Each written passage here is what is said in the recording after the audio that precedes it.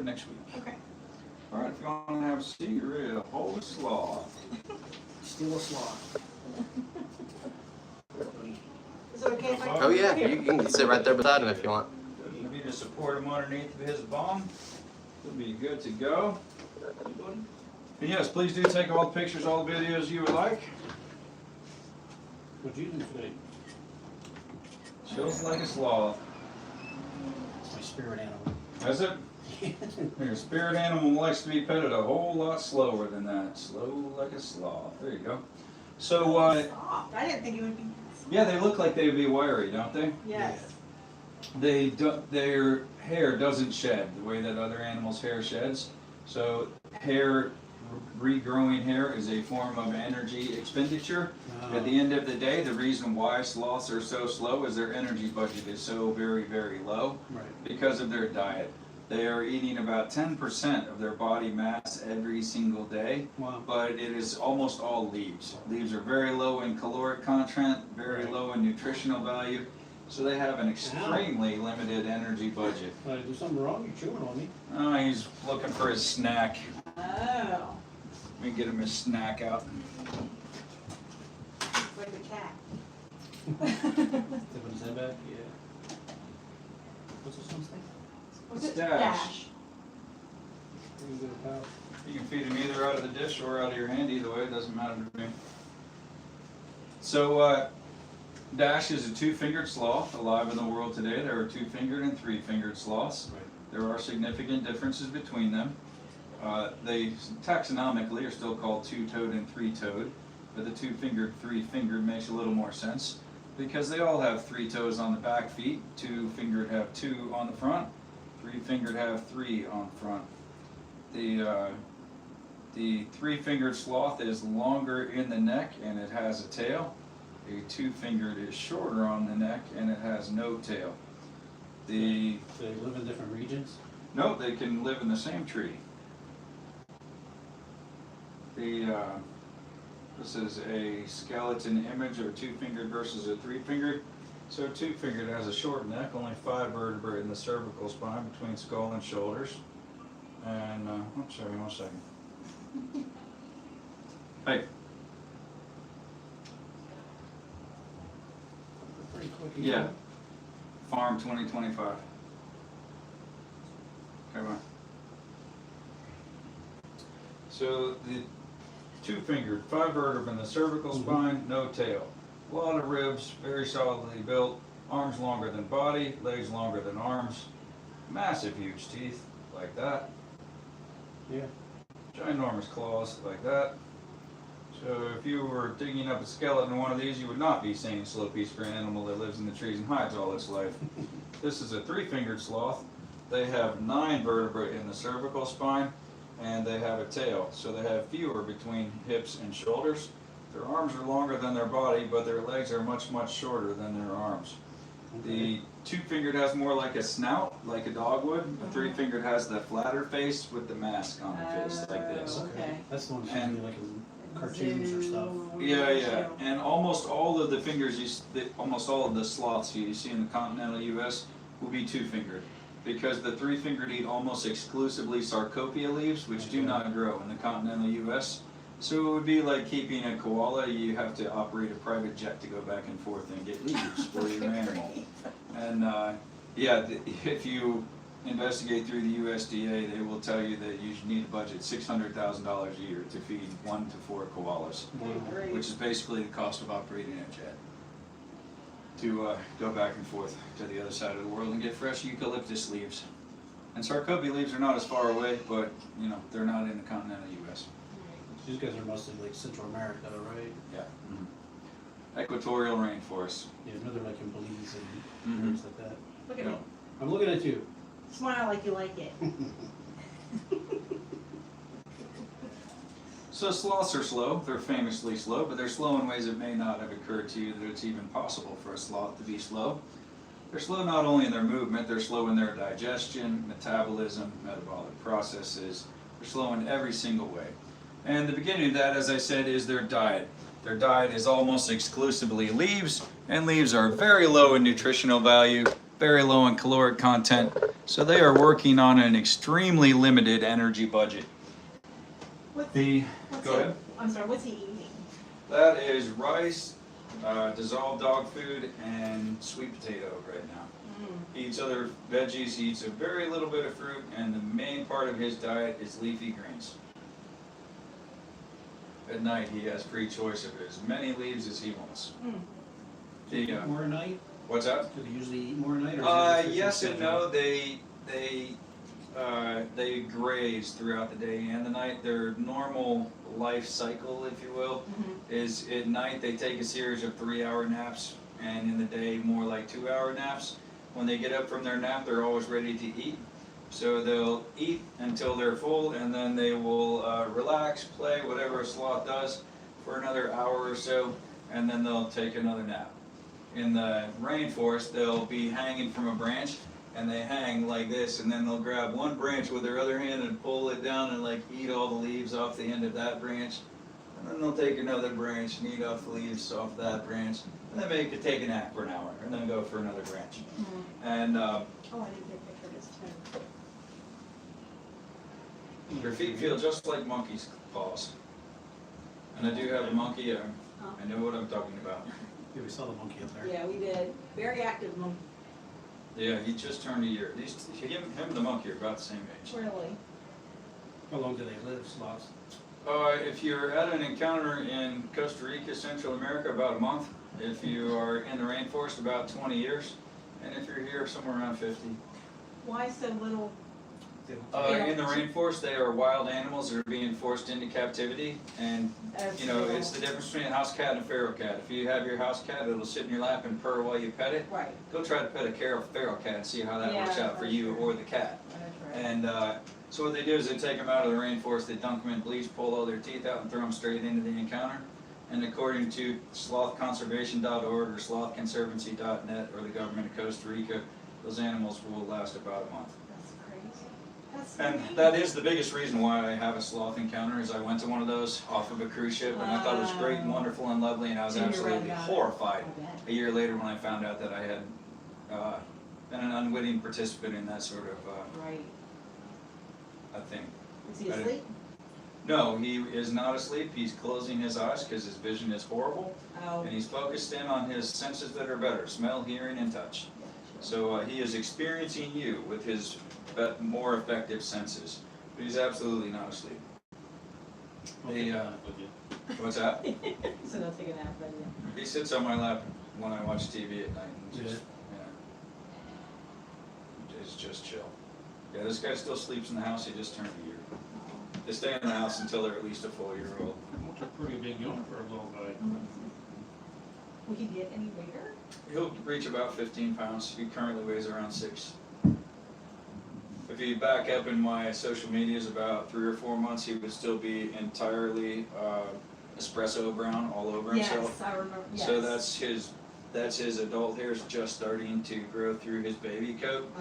And when he is all the dark colors, that helps him blend in with mom, who's all covered up in moss and algae. Okay. And then when he turns like the grayish colors, that gives like a palette for all the moss and algae to blend in on.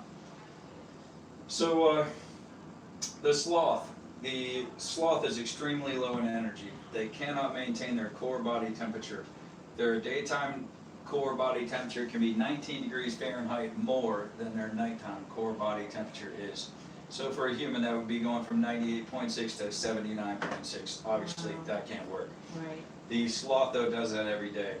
The female sloth can only make milk for its babies for around 2 to 5 weeks. That's all. Most mammals produce, store, deliver milk for their young. Sloths produce and deliver at the same time. So as the baby eats the milk, the mother produces it drop by drop, because there is no energy budget to do something to store. Right. If you don't need it immediately, you don't produce it right now. How long is she pregnant for? A 3-fingered sloth for around 5 months, a 2-fingered sloth for around a year. Really? And there are many different sources that give you many different ideas of what that range of times is. Right. I'm going based on the breeder of these sloths telling me that they're pregnant for right around a year. Is the breeder in the United States? that He you is. from? Yeah. So I assume then you don't have mom. We do not, no. All of our sloths here are genetically unrelated for a minimum of 6 generations. So if we ever did want to breed sloths, we could, but that's not necessarily a plan right now. Right. The guy who breeds these is a doctor of veterinary medicine who's been doing it for 35 years. And he is on generation in the teens, removed from the rainforest. Mhm. And he does such a good job of it, why would I want to? Right. You know, Right. it's there are people who are experts at things, and there are people who are not. True. I'm really good at caring for a sloth, but I'm not a sloth breeder. So you have a special vet that you all use? We have a vet who does everything here, and then we are closer related with the University of Tennessee Veterinary School. Mhm. And then we have a network of specialists for each individual breed of animal that we can call on, who know who we are, know what we're doing, and will Right. answer the phone if we call. Right. And but our vet handles 95% of everything here. That's good. But we do have somebody that can back him up on his opinion or knowledge base if we need it. Right. So we had, before we moved here from South Carolina, we had a little farm. And one of the things I always made sure is that the environments were clean, like pigs and chickens and regular. But we always moved the pigs and always moved the chickens so the parasite cycle wouldn't catch up to them. Mm-hmm. Is that the same with like the animals you have here? Do you have to kind of make sure the environment is? Yes and no. Is- So different animals suffer from different types of parasites. Right, And we don't have a density problem, but we don't have as much rotation as you might Yeah. otherwise suppose. Because you don't necessarily want a camel to be eating off of grass that a donkey was eating Right, off of. right. right. Well, not a donkey, but a pig. Right. Well, we kept Because, ours, like where the pigs were. I was working shift work, so about worked 4 days and off too. Mhm. So I had their square footage measured out to move them on that 5th day. Right. But it was only the pigs, but they weren't back on the same grass for like at least 30, 45 days. So that's what we found worked with us pretty well.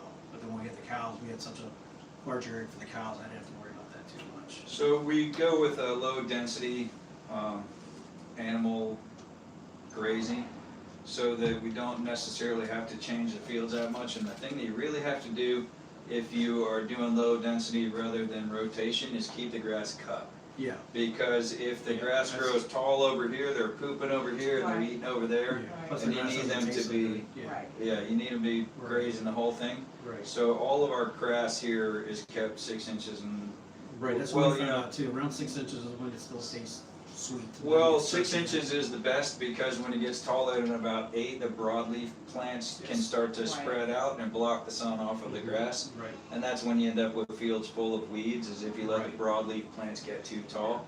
But you don't really want to cut shorter than 4 because it makes the grass less hardy to drought. That's or, what we, you know. that's what we did. Keep ours about 6 inches. Yeah. Where we had the animals, and some of the couple of fields cut away from me once or twice. Yeah, well, they're going to from time to time. But, And we tend to let our grass grow to seed like once a year. so yeah, we did that. But- At the end of every year, we kind of let a couple of places go. When we got the place, it was a peanut farm for a couple of years, so it was really bad. Mhm. So it took us about 5 years. Our son has the place now. Took us about 5 years to get most of the soil turned around, and that was just from mowing, and letting the seeds or letting the grass be grass. The guy who owned this place before me mowed it like a golf course. He didn't have any animals. This was just his house. And so the animals are new here. I had never tried to do organic certification, which means no pesticides, no We never. fertilizer for a It's a decade or more. Organic But, is a myth anyway. So. Yeah. well, It's a government certification that still allows a lot of chemicals. So Yeah. ours, we didn't put any chemicals in ours at all in ours. We're not selling any meat, milk, or produce, Right. so Right. it doesn't make any difference to me. At all. Right. As long as you know But the we grass do- is good for the animals. We do things as naturally as possible, so like, Right. there's not a lot of flies around here. That's because we don't discourage the barn swallows from living in the barn, the other Mhm. barn. Doesn't mean we have to power wash it every 2 or 3 weeks, but about 40 will show up in the spring, and by the end of summer, there'll be probably 250 birds in there. Right. And they do an amazing job Right. Well, that's what- of insect control. Right. Then we, spring and fall, we get 35,000 a month, summer we get 70,000 a month of fly predators, Mhm. which are these little ant-looking bugs that will walk in a radius up to 125 Yeah, feet, yeah. looking for a fly's egg to lay its egg inside of. It has a shorter life cycle than the fly does. Its Mhm. egg hatches and eats the fly's egg before the fly's egg Oh, wow. hatches, which sounds like a lot of effort to kill one fly, but when you consider that one female fly can have 800 Right. babies in Yeah, yeah, 45 yeah. days, it's Right. worth it. Yeah, Well, that's And one of the then things proper manure management. right. It might not look like we know how to take care of our fields, but the flies need not only an organic food source, but 50% relative humidity in that organic food source Right. to thrive. Right. So if you let the manure dry in the field before you gather it, Yeah. it doesn't have the humidity. And then we use one manure pile each year.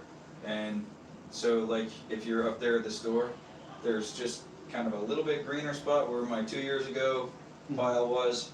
And you can see that the grass isn't even out Right. yet on my last year pile. And my this year pile is still, shavings of Yeah. manure. Yeah. But by the end of year 2, you won't, unless you know where you're supposed to be looking, you won't know where my manure piles Yeah. were. That's one thing we kept concentrating on is keeping everything as natural as possible. Let pigs be pigs and cows be cows, and like the front yard. When we bought it, there was nothing there, and I lived there in a camper for like a year and a half. We had a well drill, but there was nothing there. Mm-hmm. But where the yard is, I had a hard time keeping up with mowing it the last couple of years, because that's where I had the chickens and turkeys. I just kept them out in front of my camper, Mm-hmm. and the yard just turned into some of the best grass. Just Oh, yeah. because we let not only the nitrogen from the chickens or whatever, but we moved it. And in the wintertime, I'd move them a little slower, but I put hay in there, like one day fresh grass, a couple days of hay. We just left all that in place. Yeah. Just like naturally, they took care of everything, got rid of all the briars and stuff that was in there. So that's what we always try to just manage the corral and manage the soil so the animals We have had it. a nice lawn. Yeah. Goats love weeds. We talked about goats a few times. Well, the problem is I didn't have as much, like I said, there was nothing there, so we're slowly building infrastructure. So the only real fence we have is about 2.5 acres that I fenced off for cows, and we raise Dexters. Yeah. Our son raised Dexters there, and they're pretty easy to manage. Yeah. So we just built Up in the top, I have a dwarf Dexter yeah. that when she was 4 years old, she was still this big. Wow. Yeah, this big. She got pregnant, heaven knows how. And, well, I had a bull out there, but I mean, the bull was big, and she Yeah, was yeah, not. Mm. That was some head scratching. During her pregnancy, she grew to this. Wow. The vet says there is no explanation. Nobody has ever heard, seen, or done that. And had he not been the vet for that cow He wouldn't believe since it. the day she was born, he would not believe that had happened. Wow. But Maybe she hormonal protein there or something. she grew suddenly, like, I don't know, probably 6+ inches in height Wow. during her pregnancy, and gave birth to a healthy calf. And, Nice. yeah. Yeah, we like Dexters. I got those because I like that nobody's messed with the genetics of them. They're not a crossbreed or anything. They're still the same breed Well, of they're- cow for the last couple hundred years. But they're smaller and they're easier to manage and they have good personalities. Yeah, they're one down from Angus. Yeah, We wanted Highland, but it's too hot. yeah, it's too hot down there. We didn't want to be. My buddy in Ohio raises Highland, they're cool animals, but I asked him about it. And even where he lives in Ohio, he's digging little ponds around his field, so they have little ponds to stand in and mess in. I had 16 full-size Highlands here 2 years ago. They were Yeah. fine. That's good. I had them. Well, I mean, I had them from 4 years ago to 2 years ago, and the biggest reason I do not still have full-size Highlands, because they're cool to look at, Right, is that everything here is meant to be see them, touch them, pet them, hold them to guests, and you can't have guests walking around with horned cattle. yeah. So yeah, true. Well, I mean, we walk around these fields up there, but he handles all the time. But our well, I place in have a lot South of people that have Carolina never is- seen an animal before. Right, and I Right, get they that. just wanna. Yeah, and I yeah. get that. Our place in South Carolina is right next to Georgia. It's how far south it is. Mhm. It's hot. Yeah, I don't think. I don't want an animal Yeah. that's My miserable. wife lived in Greer, Anderson, Spartanburg when she was young. Yeah, but still Couple hours. north. It's, Yes. Yeah, everything's north of where Right. we live. You guys are down there by, We're about an hour from Hilton Savannah. Head and, what's the Navy base there? there's no Navy base. Charleston is a Navy Oh, base. Charleston's Navy base, Yeah. but the Marine Corps. No, I was has- thinking the one at, in Georgia, that's the submarine base. Oh, Kings that's Bay. Kings Bay, that's Yeah, further south. it's closer to you though, isn't it? I think it's a little further down the coast. Yeah. Closer to We were right Florida. next to Beaufort. Where- My roommate in nuclear power school is from Beaufort. Yeah, so His I name worked was at, James Weathersby. We called him Whoopi. I don't know why. yeah, I worked at Beaufort before I retired. So right near Paris Island and then the air station of Beaufort. Well, my first job in the Marine Corps was security forces, and we'd send guys, there was a security force station, or guys at Kings Bay a lot, when the subs would come in, when they had all the nuclear Right. armaments and stuff in there. We used to have guys on ships early '90s, you know, their guys going on some of the nuclear ships, with ones with the nuclear weapons anyway. Yeah. Got all the way phased out. I don't know, well, they go down for the refuel defuel, so I don't think it was necessarily for weapons as much as just the nuclear material. Not exactly sure. I never actually did it, but I guys that guys I went to school with was there, a lot of guys were doing for this stuff. I was in the Navy nuke for 10 years. Yeah, I heard you say that. Hated it. Really? That was awful. My favorite author is Dr. Seuss, you know, outside of the Bible. Mm-hmm. And one of his books he's got, there's the bee watchers, and one of the bee watchers is a bee watcher, because they think the bee might be lazy. And long story short, by the end of the book, they've got every bee watcher in the whole town lined up to the edge of the pages, you know, each one watching the one in the front and the one in the front and the one in the front and the one in the front to watch the one bee. That's nuclear power. Yeah, I can see that. It was miserable. When I was recruiting, one of the Navy recruiter guys was a nuke guy. He was a pretty good guy. He actually, really smart guy, because he actually did college classes while he was in nuke school, and worked on getting some degrees and advanced degrees or whatever. But, he moved up to the headquarters, their headquarters for recruiting, because he was the one that did the test for the new nuke guys coming in. Yeah.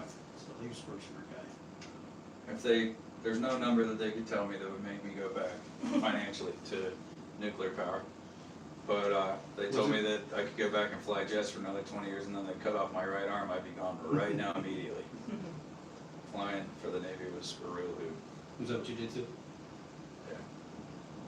Yeah, I so very disliked the nuclear power that the re-enlistment bonus when I was at 10, when I put in for enlisted commissioning, was $120,000 upfront tax-free. And if I would have got the enlisted commissioning program, you just keep the money. But if I didn't, it was 4 more years in the hole, and I felt like that was a 10-year decision, not a 4-year decision. Oh, yeah. It's not like you're going to get out at 14. Oh, I knew a few, And, well, I was air traffic control for most of my time, and I knew a couple guys, more because of the age limit, the pseudo-age limit for the FAA, a couple guys would get out at 14, 15. because of Pilots, just- yeah. Well, no, controllers, air traffic Oh, yeah, controllers. yeah. would, you know- Well, the pay is so different, though. Yeah, especially from, Are you going enlisted to take a pay. turn holding? No, I'm good. No? It's his birthday, Oh, okay. She's scared. 39? yes. Yeah, a few more years of experience. Yeah, 39 with a 41-year-old child. Yeah, there you go. Me too. My kids range from 38 down to 20. No, ours is 40 and 41. And we're done. I have a lot. We're done. We have no grandkids. I have 8 grandkids. Wow, good for you. Are they here? I have 1 locally. He was just born in July. Oh, And then I have 2 in Italy because my daughter's husband is in the Air Force and they're at Aviano, Italy. right. And then I have 5 in New Jersey because my other daughter's husband opened a T-Mobile store up in Jersey. Oh, And none of my other kids have had kids yet. Hmm. But I have 10 kids, so there will probably be a past life grandkids. wow. The odds are in your favor there. Yeah. Yeah. Well, good for you. My wife didn't birth 10. Half of them are adopted from Ukraine. Well, that's okay. Just teenagers. They're still your children. Absolutely. Yeah. See his little tongue sticking out? Yeah. Oh. He sticks his tongue out more than any other of our sloths. You want me It's to really take that? Hold on. It's Toby all- stays there. Hold on, buddy. You moved, so he knows. Alright, so some other things about a sloth. Sloths are crazy strong. They obviously are not stronger than a person because they're very much smaller, but pound for pound, 3 times as strong. Wow. They could do a 1-arm pull-up easily by any of the 4 arms or legs. When they get up there, they can hang for days. And for us, a minute would be a long time to do a Oh, 2-arm yeah. hang because this is our exertion state. Right. For a sloth, tremendously tight tendons through the hand and forearm, so pop, clamp down like that. That is the relaxed state of the sloth. Do they So sleep if he upside like down? pinches onto you like this, he might be asleep. That's just his relaxed state. Well, he's not really asleep, but that is their relaxed state. They can sleep hanging, laying, whatever they Okay, 'cause want. you see a lot of pictures of them, usually they're depicted as hanging. They generally hang the most. And if they're sleeping for a long time, usually they kind of ball up in a crook of a branch or something. But when they're hanging, they're the most safe. Because when they're in the top of the tree, a snake cannot find a sloth. Sloth has no scent. It has no scent gland, musk gland, sweat gland, none of that, so it doesn't smell like anything. And snakes hunt by scent and by temperature difference. Right. And this sloth, his core body temperature is whatever Right. the outside air temperature is. So you So a snake literally can't find a sloth except by blind dumb luck. Wow. A cat can't get to a sloth because the sloth has a structure to his eyes. You're a Marine, so you know about night vision goggles. So his eyes are rod monochromacy, so he's seeing like you would be seeing through the night vision, that he sees moving blobs. He can't see the difference between me and either one of you. But he sees motion very, very well, both day and night. So when there's something is moving toward a sloth, his instinct is end of the branch, get to the end, and then boing, hang down under it. And the cat, if it's coming toward the sloth, then the cat's going to weigh 40 plus pounds, and he weighs 15. So he can get much further out the branch, and the cat's trying to come along the top like this, and what's he going to do, right? And if the cat should press the issue to the point that it breaks and the whole mess falls 100 feet to the floor of the rainforest, the sloth, with all of those ribs and all the connective tissue going back and forth, it's like basically a big, huge shock absorber. He will almost certainly survive a 100-foot drop, and the cat almost certainly will not, and the sloth will look over and say, ha, and back up the tree he goes. And the cat will certainly not be returning to the canopy of the rainforest. So Do they even have though, Do they have any predators though? harpy eagles, Really? yep, and so, and we'll get to that in a second. Oh, I'm sorry. So, no, it's good, it's good. I love when people ask you questions, because sometimes I just monotonous drone on. But even though the sloth is entirely safe up in the top of the tree, yet he comes down the tree, same side of the tree, to go to the bathroom in the exact same place that he always goes. And the reason for that is the sloth-moth symbiotic relationship. So in the wild, sloths need moths, and moths need sloths. There is a type of moth in the world called a sloth moth that lives nowhere on Earth except in the fur and in the waste pile of a sloth. He won't fall. The benefit to the moth is that the sloth is the food source and the living environment of the moths. There will be 100, 150 moths living all in the sloth's fur, all of its life.